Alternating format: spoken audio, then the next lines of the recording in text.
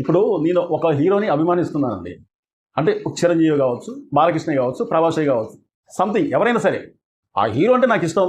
ఆయన డాన్స్ అన్నా, లేదా ఫైట్లన్నా, లేదా డైలాగులన్నా ఏదైనా సరే అతను నేను అభిమానిస్తాను. ఇక్కడ ఏం జరుగుతుందంటే నా హీరోని నేను అభిమానించవచ్చు. ఆ సినిమా థియేటర్లకు వచ్చిన కానుంచి మళ్ళీ ఆ సినిమా థియేటర్ నుంచి వెళ్ళిపోయేదాకా కూడా నా ఇష్టం అది. కానీ ఇక్కడ మన హీరోలు తీసే సినిమాల్ని చంపేస్తున్నాం. ఎందుకంటే ఇప్పుడు నాకు ఒక హీరో అంటే ఇష్టం.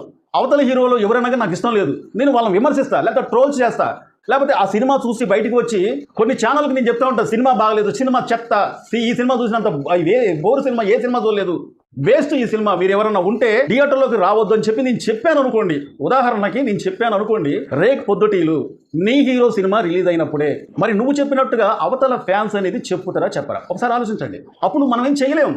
మనం కళ్ళు ఎల్లబెట్టి చూడటం తప్ప. ఎందుకంటే సినిమా చూస్తే super hit, block buster hit అయింది, కలెక్షన్లు 100 కోట్ల రూపాయలు వచ్చే అవకాశం ఉంది. కానీ ఇక్కడ ఏం చేస్తున్నామంటే మన సినిమాని, మన హీరో సినిమాని మనమే చంపేస్తున్నాం అనమాట.